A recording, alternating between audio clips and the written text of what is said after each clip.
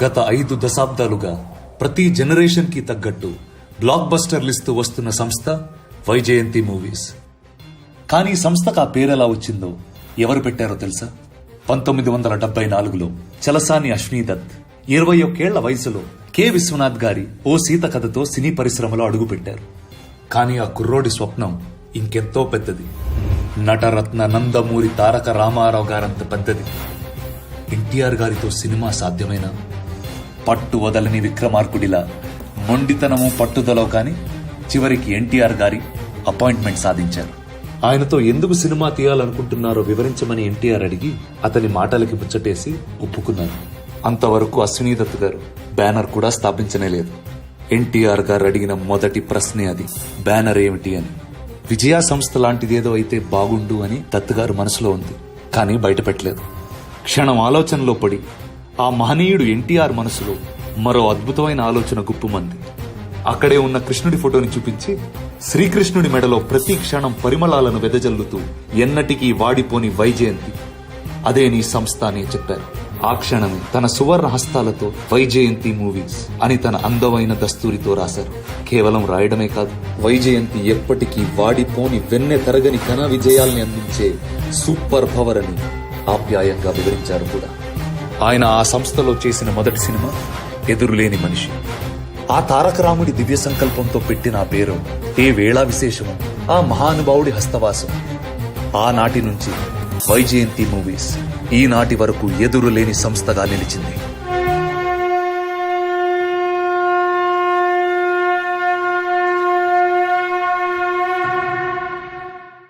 Vyjayanthi movies ఎదురులేని మనిషి నుంచి కల్కి 2898 AD వరకు 50 గ్లోరియస్ ఇయర్స్ తెలుగు సినిమా వాడి ఎంత ఉందో రుచి చూపించి భారతీయ సినిమా పరిశ్రమకి వేడి పుట్టించి అటు క్లాస్ ఇటు మాస్ ప్రేక్షకుల నాడి పట్టి బాక్స్ ఆఫీస్లో రికార్డుల పైడి పట్టించినటువంటి సంస్థ వైజయంతి మూవీస్.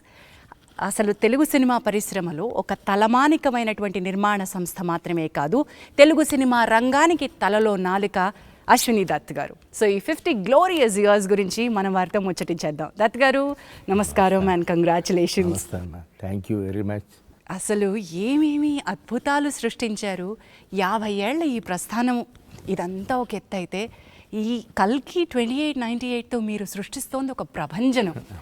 అసలు ఈ ప్రభంజనాన్ని మీరు 50 ఏళ్ల నాడు వైజయంతి ప్రారంభం అప్పుడే శంఖం పూరించారా? ఎన్టీ రామారావు గారు నన్ను పిలిచి నామకరణం చేసిన తర్వాత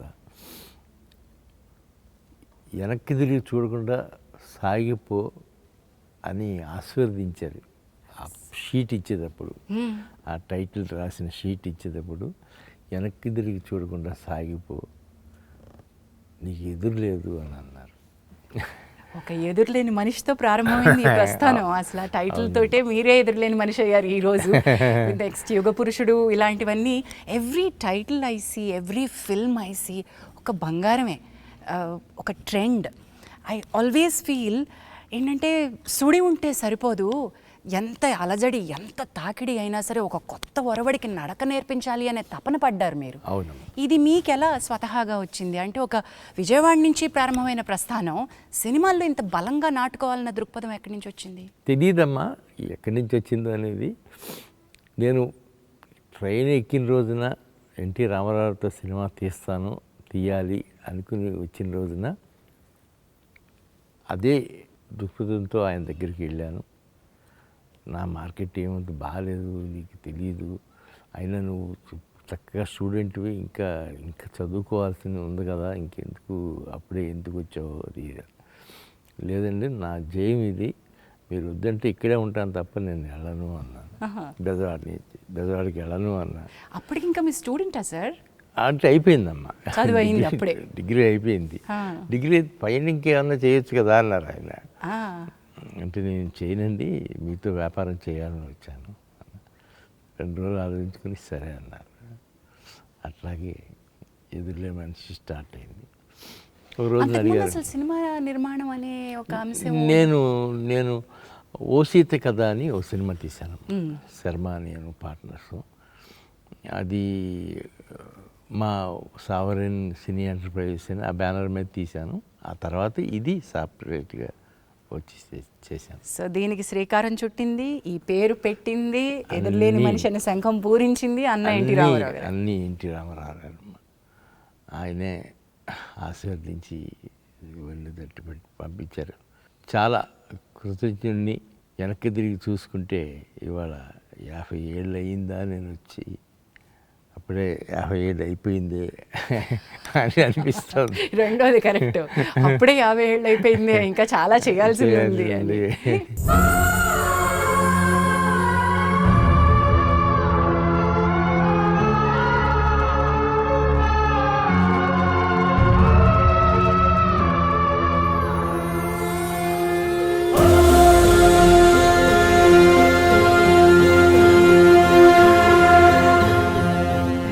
but there so much to learn from Vyjayanthi movies అండి. ఎందుకంటే మీరు ఒక ఫ్యాంటసీ కొత్త ఒరవడికి శ్రీకారం చుట్టినటువంటిది. అంటే ఒక తెలుగు సినిమా ఇండస్ట్రీకి నిర్మాణం ఎంత ఇంపార్టెంటో చెప్పిన సంస్థ ఇది నా ఉద్దేశంలో.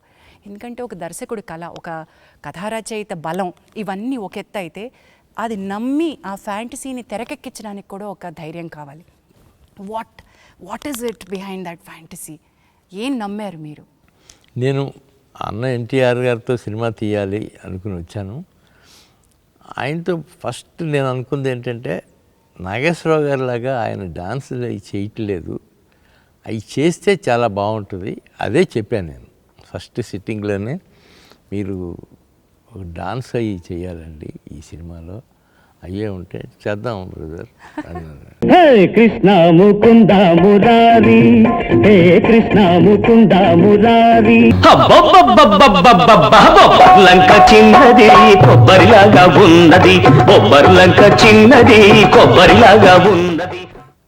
అలాగే నేను ఏది అడిగితే అది చేశారమ్మా.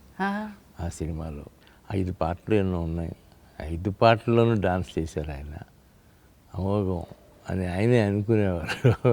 పేరు పెట్టడం ఒక ఎత్తు అయితే మీరు ఏకంగా ఆయన ఫోటోనే వైజయంతిలో కృష్ణుడు అవతారంలో పెట్టేశారు. పెట్టానమ్మా. That is the kind of worship that you had.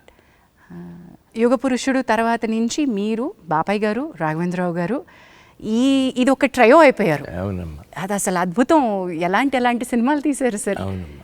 Not just one. ఆ తర్వాత మీ అనుబంధం రామారావు గారితో, నాగేశ్వరరావు గారితో, కృష్ణ గారు, కృష్ణరాజు గారు, సోమన్ బాబు గారు, దాట్ వాజ్ వన్ జనరేషన్.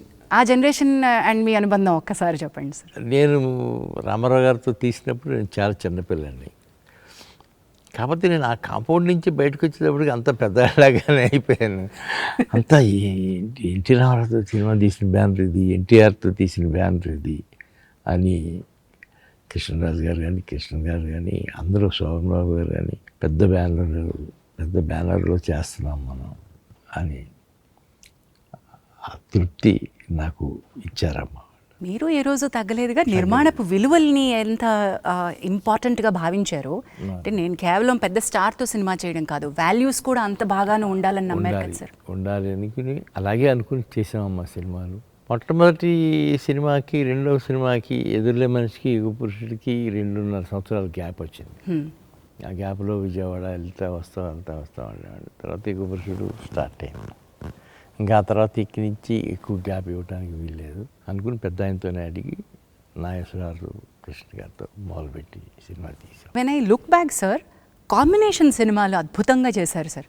ఇప్పుడు ఒక ఇద్దరు స్టార్స్ని, ఇద్దరు ముగ్గురిని కాంబినేషన్లో పెట్టుకుని చేయడం, అది ఒక రకంగా అప్పటికి ఒక కొత్త తరం, ఒక కొత్త పంథ అని అనుకుంటున్నాను నేను. అనుకుంటాం అయి ఉంటుందమ్మా అది. ఎందుకంటే నేను కూడా ఇండస్ట్రీలో ఉండిపోయి అది చూడలేదు. కానీ రామారావుతో అయిపోయిన తర్వాత నాగేశ్వరరావు, కృష్ణ గారు, అలాగే శోభన్బాబు గారు, బాలకృష్ణ గారు, కృష్ణరాజు గారు, నాగేశ్వరరావు గారు, వెంకటేష్ గారు, ఇలా కాంబినేషన్స్ చాలా మంచి కాంబినేషన్స్ కుదిరినాయి. ఇప్పుడు ఈ సినిమా వచ్చేటప్పటికి కల్కి నా జయం ఒకటి ఉండేదమ్మా. అందరితో తీశాను. కృష్ణరాజు గారు అబ్బాయితో ప్రభాస్తో సినిమా తీయాలి అని ఇదే చెప్పాను. నాగి నువ్వు ఆలోచించే స్క్రిప్ట్లో ఎక్కడన్నా ఒకటి ప్రభాస్కి వస్తుందేమో చూడు అని. అదే అనుకుంటున్నాను మావయ్య నేను.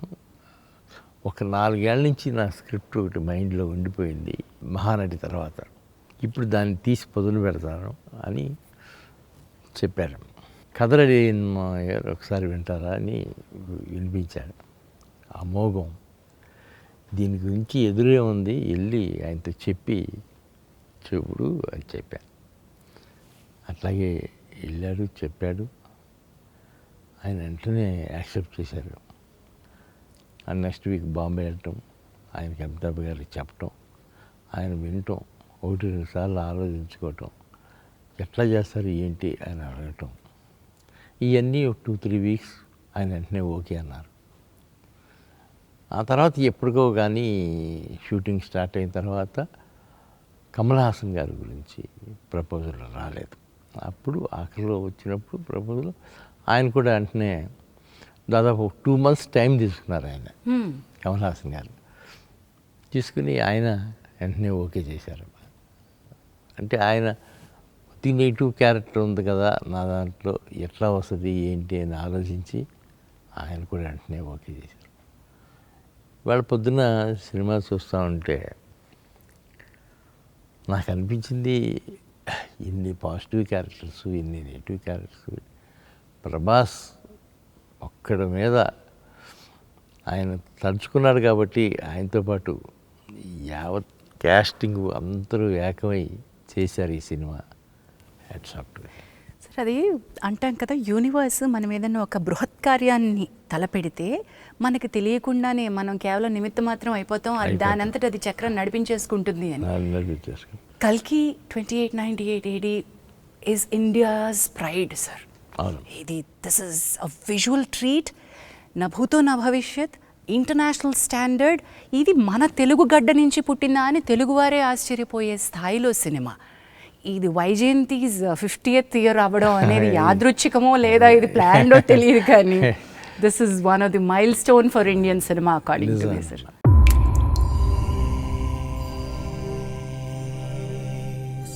సమయం వచ్చింది. భగవంతుని లోపల సమస్త సృష్టి ఉంటుందంటారు. అలాంటిది మీ కడుపులో ఆ భగవంతుడే ఉన్నాడు.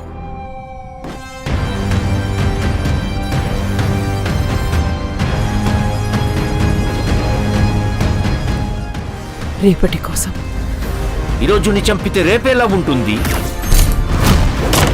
నేను కాపాడుతా. ఒక పెద్ద బౌంటీ, 1 shot కాంప్లెక్స్కి వెళ్ళిపోతా.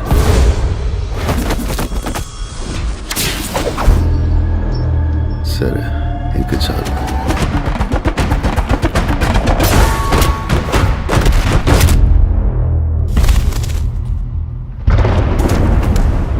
ఎన్ని యుగాలైనా ఎన్ని అవకాశాలు ఇచ్చినా మనిషి మారడు, మారలేడు. చీకటే చాలదా ధర్మముకే పాటరా మాధవా రాముగా మరచితివేమో మాటని.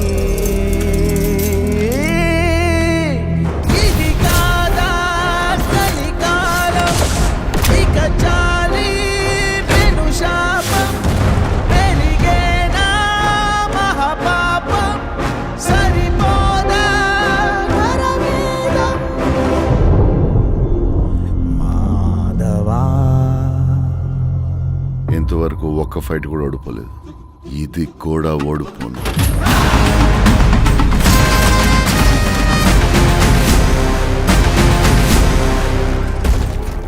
ఈసారి ప్రిపేర్ అయ్యి వచ్చాను. ప్రభాస్ దీని అంతటికీ కారణం ప్రభాస్. ఆయన తర్వాత అమితాబ్ బచ్చన్ గారు, కమల్ హాసన్, దీపిక పట్టుకొని స్వధర్మాన్ని పరిరక్షించగా సమస్తాన్ని ప్రక్షాళించగా సముద్భవించే అవతారమిదే. ఇంపార్టెంట్ క్యారెక్టర్ అదొకటి ఉంది. ఆవిడకి వెళ్ళి చెప్పారు, ఆవిడ వెంటనే ఓకే చేశారు. కథ వెంటనే ఈ భలే కథ అండి ఇది, మీరు బాగా ఆలోచించారు, నేను చేస్తాను, చెయ్యాలి ఈ సినిమా. ఇట్ ఈస్ ట్రూలీ మా అందరి ఇన్ఫ్యాక్ట్ భారతీయ సినిమాకి ప్రైడ్ అని చెప్పినట్టుగా దిస్ ఇస్ అన్ అమేజింగ్ ఫీటే. ఎండ్ టైటిల్స్ చూసి నేను ఆశ్చర్యపోయాను, ఏంటిది ఒక పరిశ్రమ యావత్తు పనిచేసిందా ఈ సినిమాకి, ఇంతమందిని.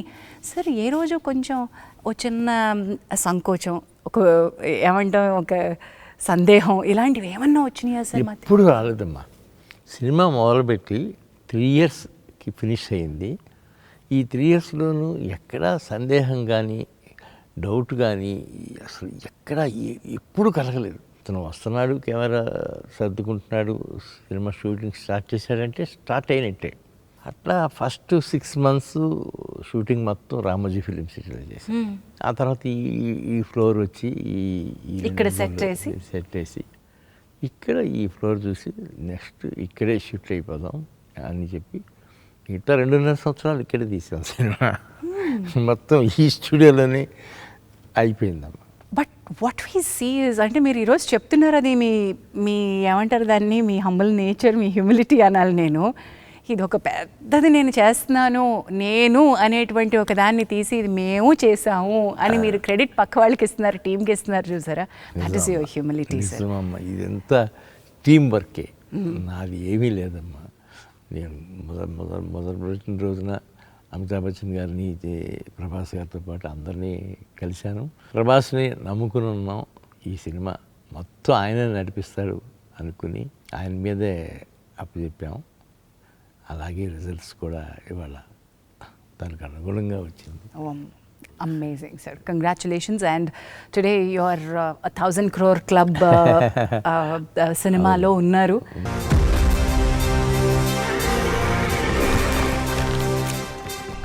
తన పేరు చరిత్ర మర్చిపోదు. సూర్యపుత్ర వైకర్త్ర కర్ణ.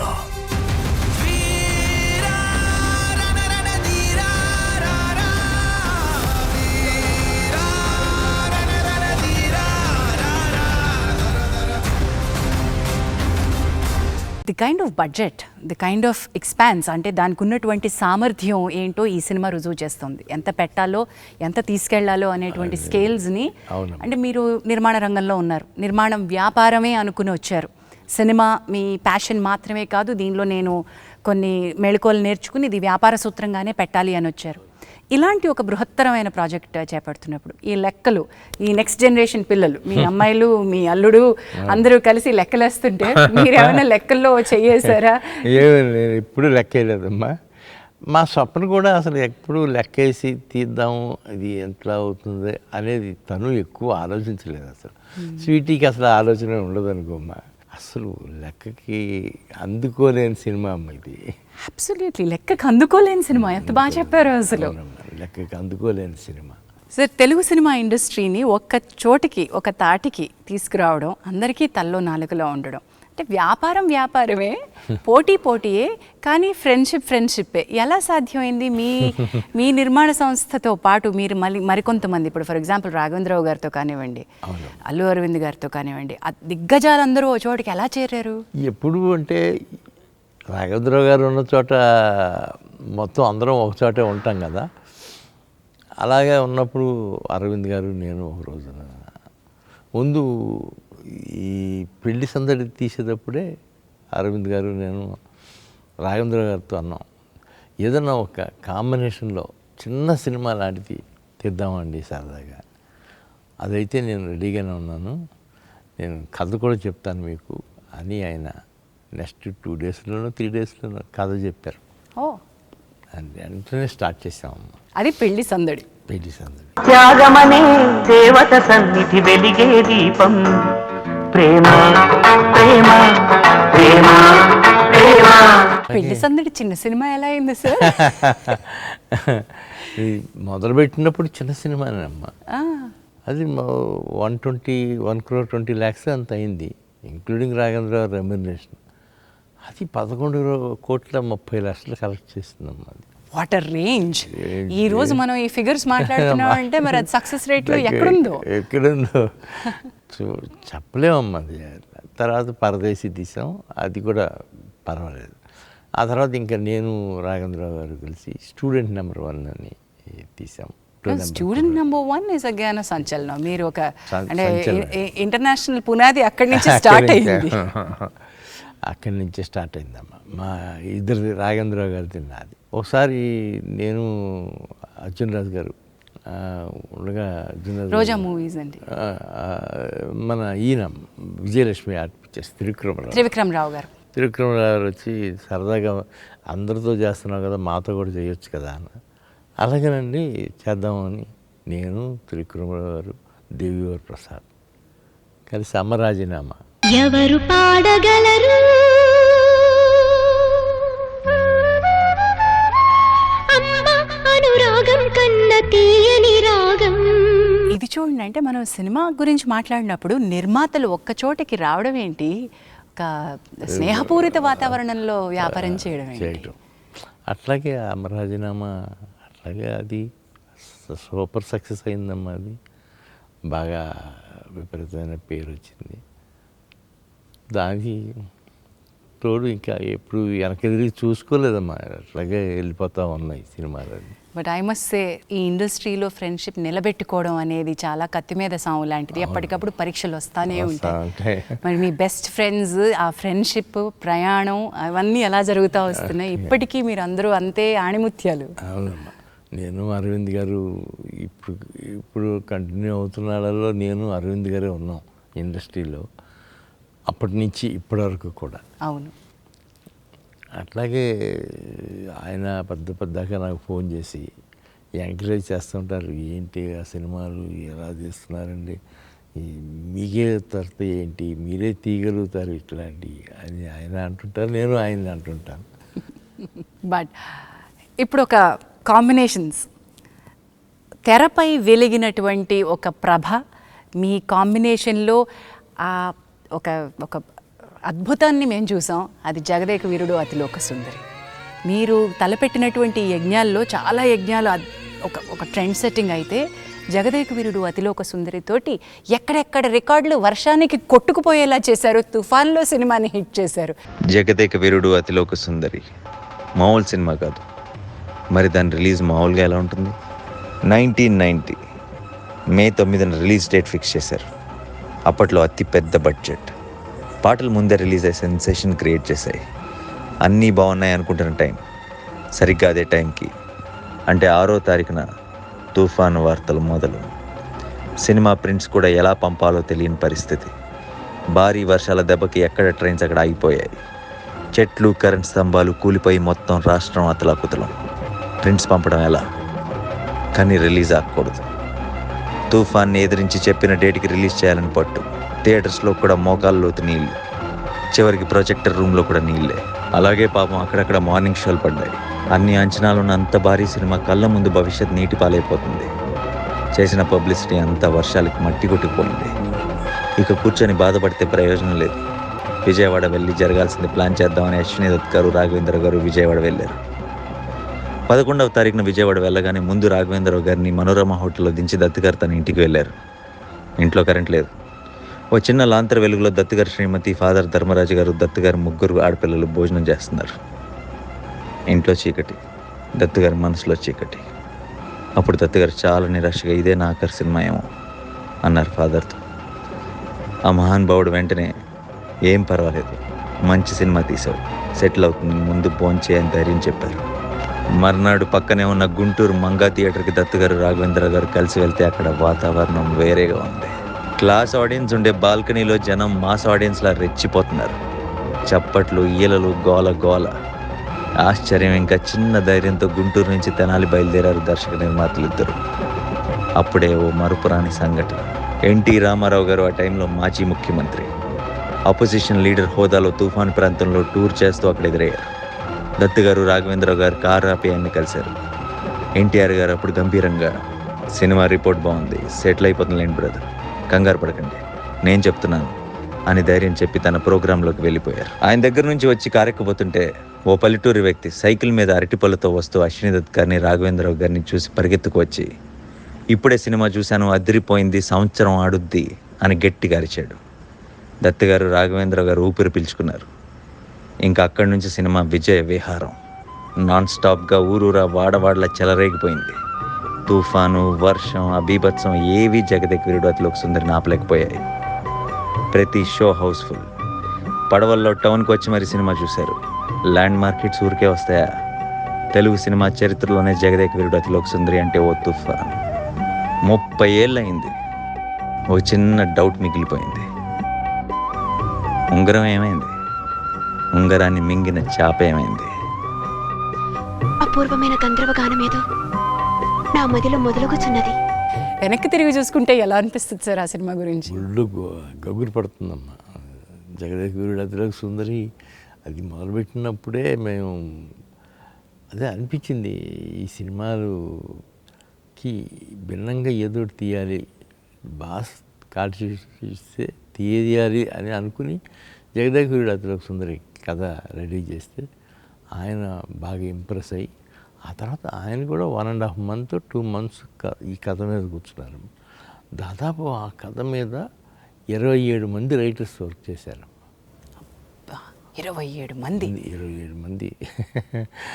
పరచూరి బ్రదర్స్ తప్ప మిగతా వాళ్ళు అందరూ వర్క్ చేశారమ్మా. సత్యానంద్, అల్లమూరి వీరేంద్రనాథ్, జింజాల, తమిళియన్స్ ఎంతోమంది. అట్లాగే అది స్టిల్ రికార్డ్స్ అన్నీ కొట్టిందమ్మా. ఎన్నో సెంటర్లలో 100 రోజులు 200 రోజులు కూడా ఆడింది. థియేటర్లో మోకాల వరకు నీళ్ళల్లో కూడా కూర్చుని చూసారంటే, ఒక తుఫాను ఆంధ్రప్రదేశ్ని వణికిస్తున్నా సరే ఎంటర్టైన్మెంట్ అది ఇచ్చిందంటే ఎంత గొప్పతనం అది, ఎంత గొప్పతనం. అలాగే అప్పటి నుంచి మొదలయ్యి చిరంజీవి గారికి నాకు ఎనలేని ఫ్రెండ్షిప్. అది వెళ్ళలేని ఫ్రెండ్షిప్ అంటాను సార్ నేనైతే. వెళ్ళలేని ఫ్రెండ్షిప్ నిజంగా అండి. 4 సినిమాలు చేసామమ్మా. 3 సినిమాలు అయితే అసలు అమోఘం. జగదేక వీరుడు చూడాలని ఉంది. ఇంద్ర అమ్మ. ఇంద్ర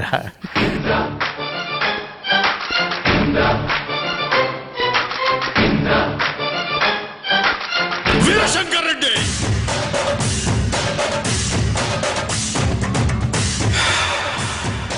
ఒకే కదాని పీకేస్తే పీక కోస్తా. ఈ 3 ఆణిముత్యాలు, తర్వాత జై చిరంజీవి, అది కూడా బాగానే.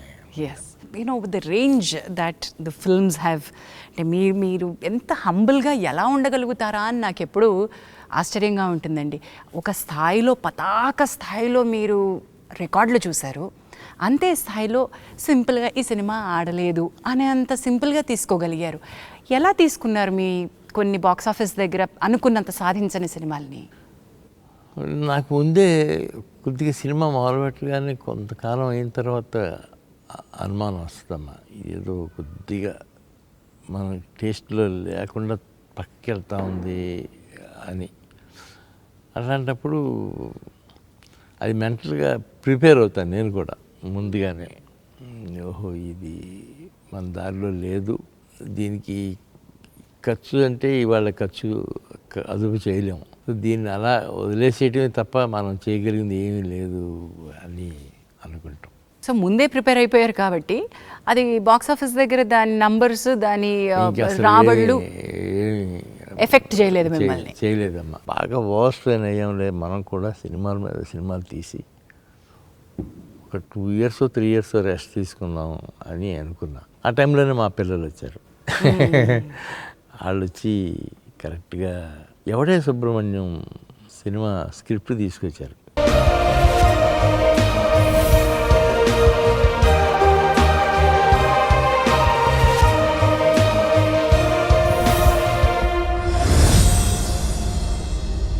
చూడండి అమ్మా, ఇప్పటికీ మీరు కూడా నాలాగానే చిన్న చిన్న అకౌంట్లు ఇది. అప్పటికి వీళ్ళు స్టార్ట్ చేసి సినిమా ఇండస్ట్రీకి మీరు మీట్ అయిపోయారు వాళ్ళు కూడా. వెన్ దే స్టార్టెడ్ చాలా డిఫరెంట్ సినిమా తీశారు. ఇప్పుడు బాణం వాజ్ అన్ అమేజింగ్ ఫిల్మ్. నాకు ఎంత ఇష్టమో బాణం. సీతారామం కూడానమ్మా వాళ్ళు తీసుకొచ్చి నాకు అప్పచెప్పిన స్క్రిప్టే. డాడీ హను బాగా చెప్పాడు డాడీ, విన్నాను, నిజంగానే అందులో విషయం ఉందమ్మా, కూర్చుంటే మనకు వర్కౌట్ అవుతుంది అని ఒక 2-3 months వరుస పెట్టి కూర్చున్నాను నేను హాను. అందుకనే అది ఆ సినిమా ఆ షేప్కి వచ్చింది. స్వప్న కానీ స్వీటీ కానీ ఎక్కడ కాంప్రమైజ్ అవ్వలేదు అసలు ఎక్కడ ఏ విషయంలోనూ. సార్ ఇక్కడ ఒక క్వశ్చన్ అడుగుతాను సార్. సినిమా ఇండస్ట్రీలో లెగసీ ఆర్ వారసత్వం ఇవి మేము చూస్తూనే వచ్చాం. కానీ ఒక ఇంటి నుంచి వచ్చినటువంటి వారసత్వంలో, నేను ఇక్కడ జెండర్ అనట్లేదు సార్, ఇంకా చాలామందితో పోటీ ఏమో, కానీ మీ అమ్మాయిలు వేరు సార్, మీ అమ్మాయిలు బంగారాలు. The way that they have పుణికి పుచ్చుకోవడం అంటే వ్యాపార సూత్రాలని, ఏ సినిమాకి ఉన్నటువంటి కళాత్మకతని, వ్యాపార సూత్రాలని వీళ్ళు సంగమించి మేళవించినట్టు నాకు తెలిసి ఇంతవరకు జరగలేదేమో అనుకుంటున్నాను సార్. నేను అదే అనుకుంటానమ్మా, ఖచ్చితంగా నేను అదే ఫీల్ అవుతాను. నా పిల్లలు కదా వీళ్ళు ఎంత కష్టపడుతున్నారు. ఈ కల్కికి అయితే 3 years నాన్ స్టాప్గా కష్టపడ్డారు. హ్యాట్స్ ఆఫ్ టు దెమ్ అని అనిపించింది. అది ఎవడే సుబ్రహ్మణ్యంతో ప్రారంభమై ఉండాలి. అంటే ఆ గురి, పిల్లలు వాళ్ళ అభిరుచి, నాగి కుటుంబంలోకి అల్లుడై రావడం, అక్కడి నుంచి ఒక దిశ మారింది అనుకుంటున్నాను నేను. జాతిరత్నాలు తీసేటప్పుడు కూడా వాళ్ళిద్దరూ నాగితో కలిసి తీశారు మా జాతిరత్నాలు.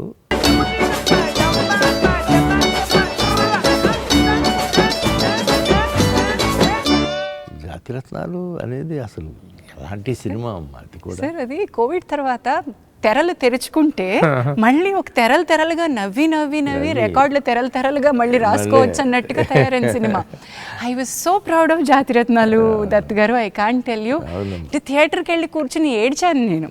ఆ సినిమా నవ్వించిన సినిమా అయినా కూడా ఐ వాజ్ క్రైయింగ్. ఎందుకంటే మళ్ళీ ఇలాంటి రోజు మనం సినిమా ఇండస్ట్రీ చూస్తుందా, థియేటర్కి జనాలు వచ్చి కూర్చోగలిగే రోజు ఒక పాండమిక్ తర్వాత జరుగుతుందా అనుకున్నాం. మనం ఇప్పుడు మహానటికి వద్దాం. This is again Indian cinemas pride.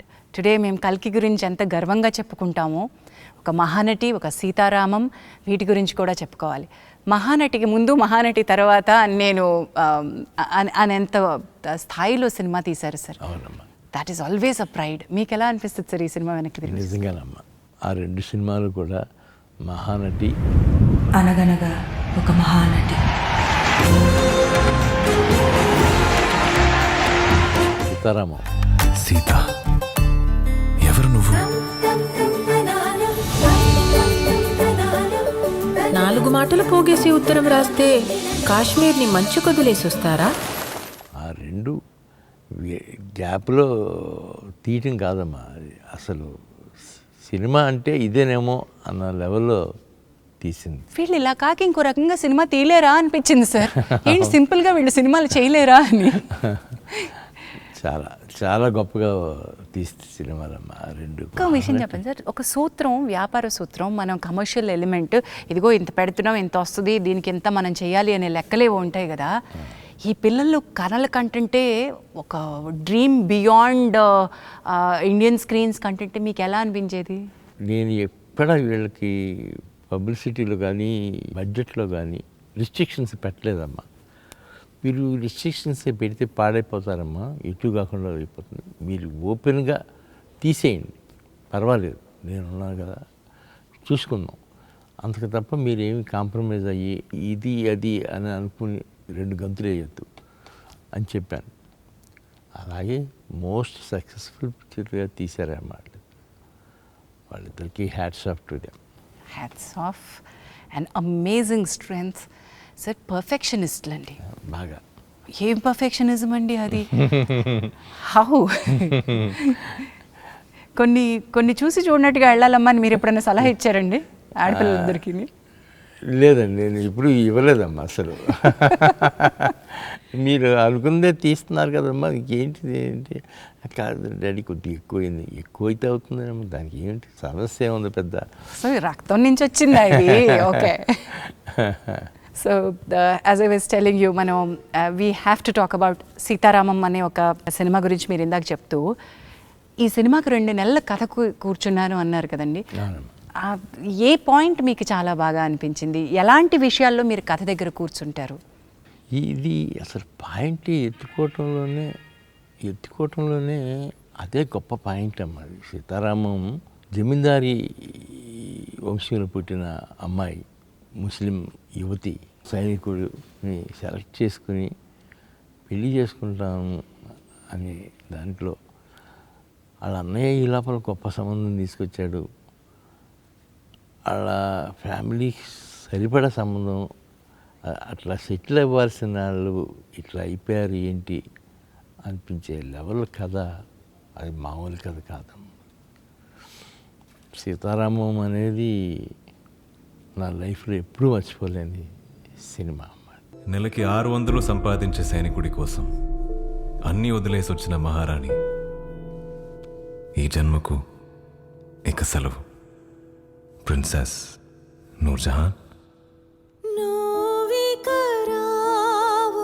అని తెలిసే ప్రశ్నల వానైక ముగిసే జన్మంతా దాచేస్తా నీతో నా కొంతకాలాన్ని.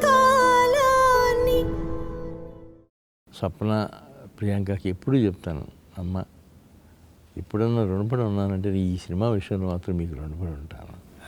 సీతారామంకి అంత గొప్పగా ఇంప్రెస్ చేసింది. నాగశ్విన్ అనే ఒక దర్శకుడు, మేమందరం తెలుగు వాళ్ళందరం కూడా ఏమిటి ఈ ఋషి, ఎవరి యోగి, ఎవరి సిద్ధపురుషుడు అని మేము అనుకుంటాం. మొన్న మా తోటినట్టుడు బ్రహ్మాజీ గారు, బాబు నీ అరిగిపోయిన చెప్పులు పంపిస్తే కళ్ళకద్దుకుని ముద్దు పెట్టుకుంటాను అన్నారు. నిజంగా అండి, ప్రతి తెలుగు ప్రేక్షకుడి హృదయం అలాగే అనిపిస్తుంది. సో ఇప్పుడు మీ ఇంటి అబ్బాయి అయిపోయాడు కాబట్టి నేను కూడా చూస్తానమ్మా. మా ఇంటికి వస్తాడా, హడావిడిగా వస్తాడు, వచ్చి ఇక నాకు చెప్పులకి వేసి లోపలికి వస్తాడు. వెళ్తా బయటికి చెప్పులుంటే అవి వేసుకెళ్ళిపోతా అంటాడు. తను వచ్చేటప్పుడు కూడా వాళ్ళ నాన్నగారు చెప్పులు వేసుకొచ్చేస్తాయంట ఒక్కోసారి. ఎక్కడ సార్ అంటే ఎప్పుడు ఒక చాప్టర్ ఎక్కడో కల్కిలోనో, ఒక చాప్టర్ ఎక్కడో నెక్స్ట్ ఇంకొక 5 ఏళ్ల తర్వాత తీయబోయే సినిమాలోనో ఆ సినిమాటిక్ యూనివర్స్లో తిరుగుతూ ఉంటుందేమో. What is this genius? మీరు ఇంట్లో ఇంతమంది జీనియస్లను పెట్టుకుని ఎట్లా మేనేజ్ చేస్తారు సార్? మీ బలం ఏంటి? మీరు నా జీనియస్ అనేది నా రోజుల్లోనే అయిపోయి ఉంటుందేమో. ఇప్పుడు వీళ్ళందరూ జీనియస్లు చూస్తా ఆనందంగా గడుపుతున్నాను అనుకుంటానమ్మా. But I think credit Vinay గారికి ఇద్దాం. ఇంతమంది జీనియస్లు ఒక ఇంట పెట్టాలి అంటే అవునమ్మా, మీ జీవిత భాగస్వామికి కూడా ఇవ్వాలి కదా. ఇవ్వాలి కదా. మరి వినయ్ దత్ గారు కూడా మీరు రాజకీయాల్లోకి వెళ్తే ఆవిడ అంతే సామర్థ్యంతో అక్కడికి వచ్చి క్యాంపెయినింగ్ చేయడము, సినిమా నిర్మాణంలో ఉంటే మరి మీకు సపోర్ట్గా ఉండడం. అవునమ్మా, చాలా చాలా. మా వినయ్ మాత్రం ప్రతిదానికి సగం కారణం తనేనమ్మా. నా సక్సెస్లో కానీ ఫెయిల్యూర్స్లో కానీ. నేను ఫెయిల్యూర్స్లో ఉన్నానండి అన్నప్పుడు, ఏంటండి ఒక సినిమా పోతే ఇలా అయిపోతారు, పదండి ఇంకోటి సినిమా తీయండి తొందరగా వెళ్ళండి అనేది. అలా గ్రేట్ లేడీ. అంతే కదండి. మరి సో సినిమా ఒక ప్రస్థానం అయితే దత్ గారు, మీరు ఏ రోజు కూడా అనుకున్నది మాట్లాడడానికి, ఎప్పుడు సినిమా ఇండస్ట్రీలో సభల్లో మాట్లాడి ఇంటర్వ్యూల్లో గట్టిగా మాట్లాడేటువంటి మేము ఇంతవరకు తీరు వినలేదు మీ దగ్గర నుంచి. కానీ రాజకీయాల్లో, అటు ప్రత్యక్ష రాజకీయాల్లో పోటీ చేసిన, ఈ మధ్య రాజకీయాలకి పరోక్షంగా సపోర్ట్ చేసిన, బలంగా మీ వాదనని వినిపించారు. ఈ స్ట్రెంగ్త్ ఎక్కడి నుంచి వచ్చింది? ఇంత పెద్ద సినిమా ప్రాజెక్ట్ని పెట్టుకుని మనకి రిలీజ్ రాబోతుంటే చాలామంది వ్యాపారం ఉన్నవాళ్ళు కొంచెం జాగ్రత్తగా మాట్లాడదాం అనుకుంటారేమో. కానీ ఉన్న నిజాన్ని నిక్కచ్చిగా చెప్పటమే మా నాన్నగారు నాకు నేర్పించిన విద్య అమ్మా. మొహాట లేకుండా మాట్లాడు, ఏంటి ఇందులో ఏం పోసి వస్తుందంటావు, సినిమాకి దానికి ఏంటి సంబంధం. జగన్మోహన్ రెడ్డి గారి విషయంలో మాత్రం నేను ఎక్కడ డిఫర్ అవ్వలేదమ్మా. ముందు ఆయన చాలా ఫ్రెండ్లీగానే ఉండేవారు. మా రెండో అమ్మాయి పెళ్ళికి వచ్చారు ఆయన. చంద్రబాబు గారిని జైల్లో పెట్టిన రోజున మాత్రం అక్కడికి వెళ్ళి చాలా ఎమోషనల్గా మాట్లాడాను. 160 సీట్లు పైన వస్తాయి చంద్రబాబు గారికి. ఈసారి ఖచ్చితంగా ఆయన సీఎం అవ్వబోతున్నాడు. ఆ లెవెల్కి వెళ్ళి మాట్లాడిన సందర్భం కూడా. That's nothing wrong. మీరు పార్టీకి నిలబడ్డారు, పార్టీకి తరపున పోటీ చేశారు. వీఆర్ మొదటి నుంచి కూడా మీరు పార్టీ సింపథైజర్గా ఉన్నారు, పార్టీలో యాక్టివ్ రోల్ చేశారు. సో అక్కడ కాక ఇంకెక్కడ మాట్లాడతారు? So hats off to your. అంటే నిజానికి నిజం ఎప్పుడూ బరువుగా ఉంటుందంటండి, సైలెంట్గా ఉంటుందంట, బలంగా నిలబడుతుందంట. మిగతావన్నీ కూడా ఉలికులికి పడతాయి, ఎగిరెగిరి పడతాయి. సో అవి వాటి గాలిమానాన అవే వెళ్ళిపోతాయి. సో నిలకడగా ఉండడమే కావాలి. 50 ఏళ్ల పాటు ఒక సంస్థని ఇలా నడిపించడానికి ఒక 3-4 సూత్రాలు ఏమన్నా చెప్పండి సార్. ఏముందమ్మా, అందరూ మహానుభావులు యాక్ట్ చేశారు మన బ్యానర్లో. నేను వెళ్ళి సినిమా చేయమని అడిగితే వెంటనే చేసేసారు, ఇంక్లూడింగ్ పవన్ కళ్యాణ్ గారు కూడా. నేను బాలు కోసం వెళ్ళి ఇట్లా ముందు ఇంద్ర సినిమా చూశారు ఆయన. ఏమండి ఈ స్టేజ్లో మీరు అన్నయ్యతో ఇంద్ర తీశారు, మనసు అనేది ఎంత పులకించిందో అన్నయ్యకి నాకు కూడా, నేను మీతో వెంటనే సినిమా చేస్తాను, అట్లా బాలు చేసాము. ఎస్. అండ్ అశ్విని దత్ గారు is not just a film maker, he is a king maker. ఇది నా పర్సనల్ ఒపీనియన్. నాతో చాలామంది ఏకీభవించే వాళ్ళు ఉంటారు. You've introduced kings to the cinema, you've made kings. వాళ్ళు స్టాల్వార్డ్స్, వాళ్ళ రంగాల్లో వాళ్ళు స్టాల్వార్డ్స్గా నిలబడ్డారు. But you for me are a king maker sir. చాలామందిని మీరు ఇంట్రడ్యూస్ చేశారు, చాలామంది పాత్వే పేవ్ చేశారు. నేను ఏదో చేశానని నేను ఎప్పుడు ఏం ఫీల్ అవనమ్మా. కాకపోతే నేను తీసిన 50-60 సినిమాల్లోనూ ఇలాంటి క్యారెక్టర్స్ని ఇవ్వటం, వాళ్ళ ఇది చేస్తూ ఉంటే నేను ఆనందపడటం, ఇవి ఎక్కువగా జరిగినాయి అమ్మ.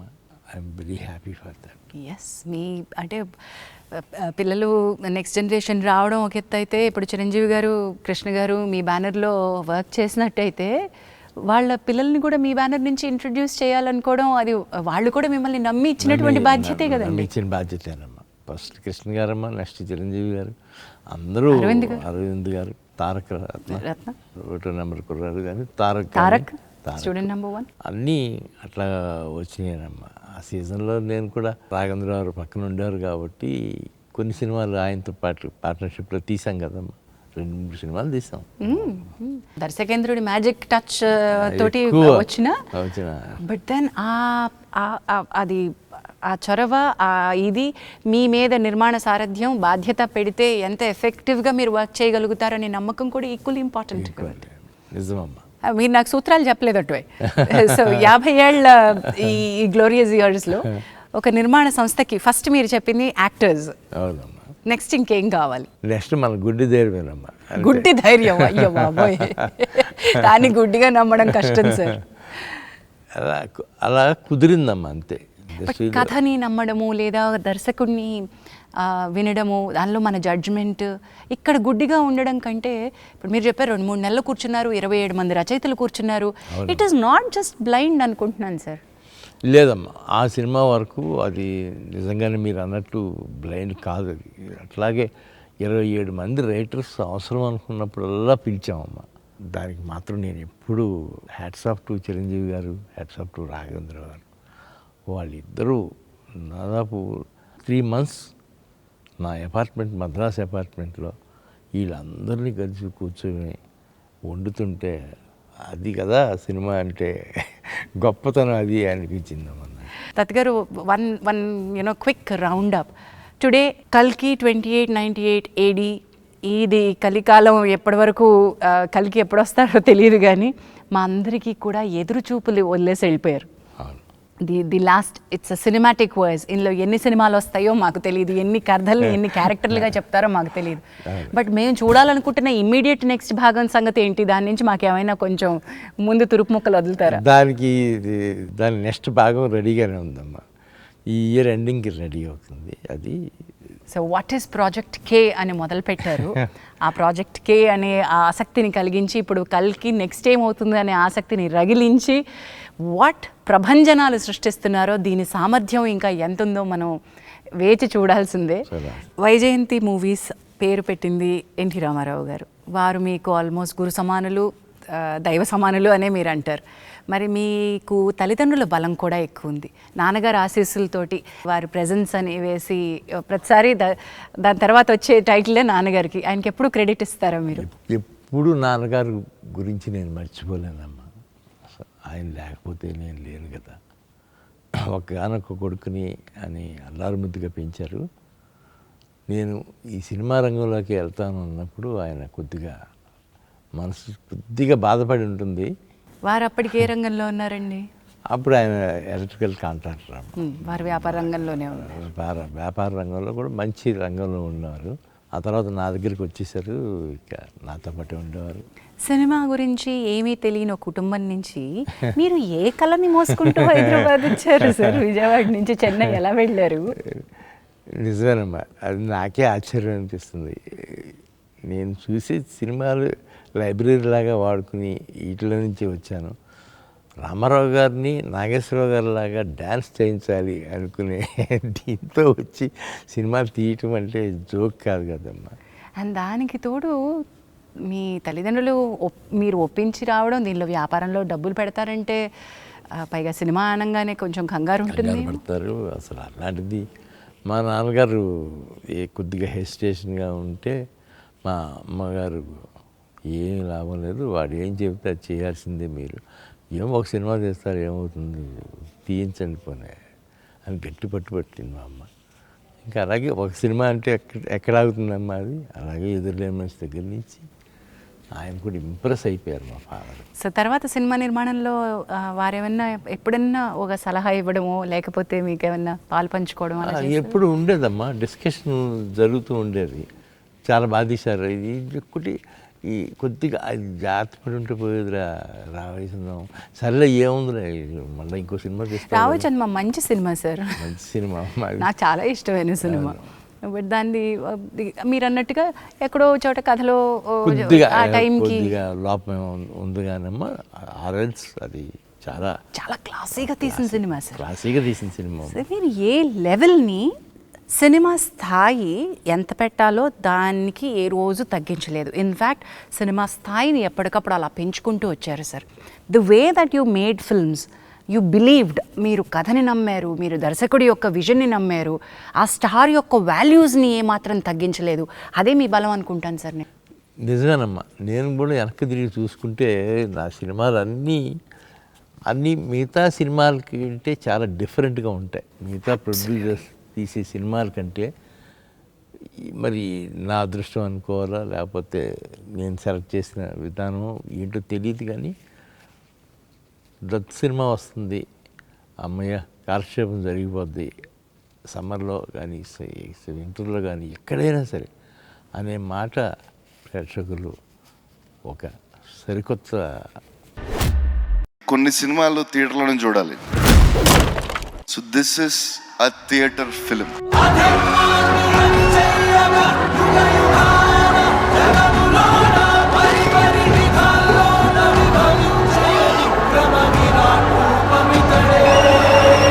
అసలు ఈ మధ్య కాలంలో ఇటువంటి సినిమా అనేది రాలేదు.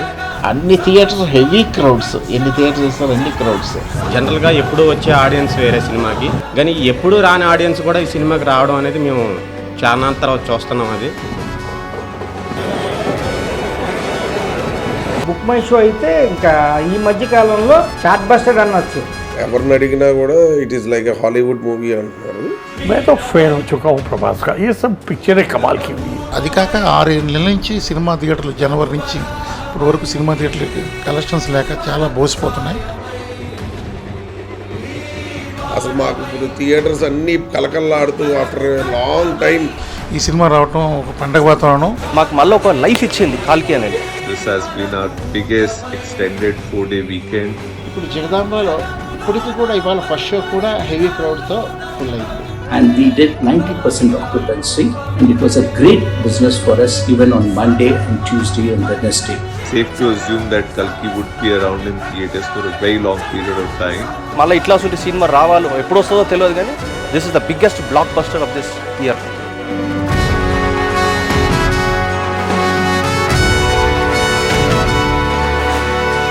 మా సినిమా ఫీల్డ్కి మాకు థియేటరే గుడి.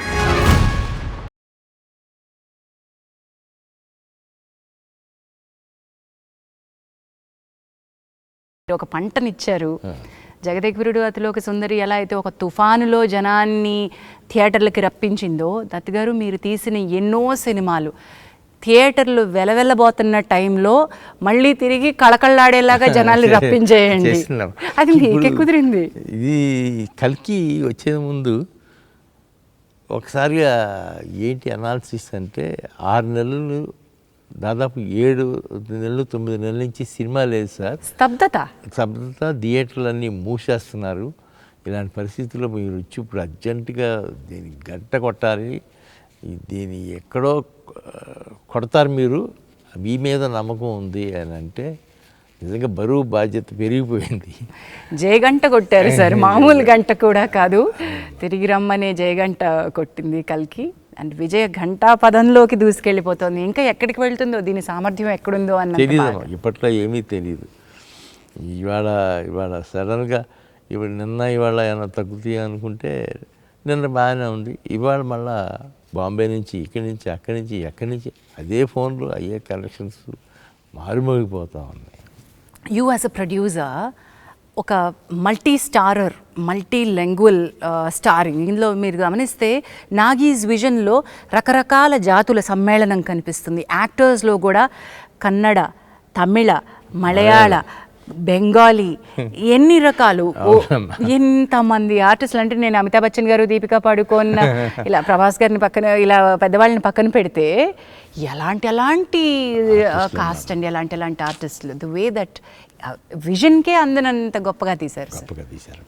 అది entire credit goes to Nagi and my 2 daughters. అంతేనమ్మా. నేను తక్కువ వెళ్తూ ఉండేవాడిని షూటింగ్లకి. నేను వెళ్ళినప్పుడల్లా ప్రభాస్, అమితాబ్ బచ్చన్ గారు, కమల్ హాసన్ వీళ్ళు ఎవరున్నా నేను వెళ్ళేవాడిని. కానీ the credit goes to my daughters.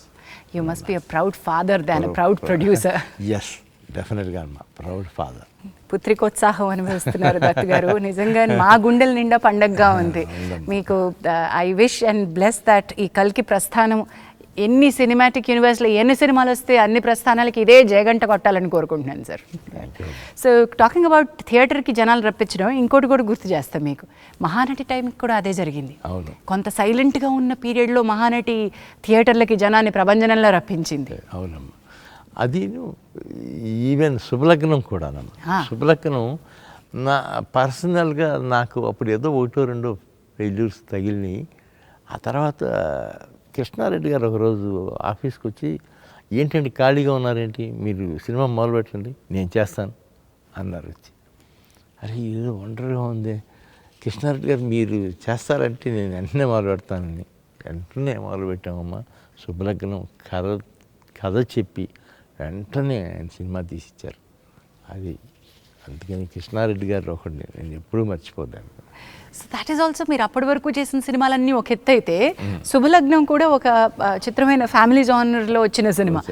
అలాంటివి ఎప్పుడు అసలు రాలేదమ్మా, ఎప్పుడు చేయలేదు కదా ముందు. తర్వాత మళ్ళీ చేశారో లేదో తెలియదు కానీ తర్వాత కూడా చేయలేదు అమ్మా. ఎక్కడో చోట చిన్న ఫ్యాంటసీను లేకపోతే స్కేల్ ఎక్కువ ఉన్న సినిమా మీది. సినిమాకి నార్మల్ కథ నార్మల్గా ఉంటే మీకు ఆనవేమో అనుకుంటూ ఉంటాను సార్ నేను. ఒక స్థాయి పెద్దగా ఉండాలి దానికి. దెన్ ఆల్సో అదర్ లాంగ్వేజెస్ గురించి మాట్లాడుకుందాం. మీరు కేవలం తెలుగు ప్రొడ్యూసర్గా ఆగిపోలేదు, మీ సినిమాలు అదర్ లాంగ్వేజెస్లో మీరే తీశారమ్మా. నేనే తీశాను. అవన్నీ కూడా బాగానే సక్సెస్ఫుల్గానే రన్ అయినాయమ్మా. నాకు కూడా హిందీ డిస్ట్రిబ్యూటర్స్, హిందీ వాళ్ళందరూ కూడా బాగా కోఆపరేట్ చేశారు. నిజంగా మేమందరం మీ 50 సంవత్సరాల పండుగని తెలుగు ప్రేక్షకులు పండుగ చేసుకునే విధంగా కల్కినిచ్చారు sir. Wonderful and God bless you and your family abundantly. Thank you sir.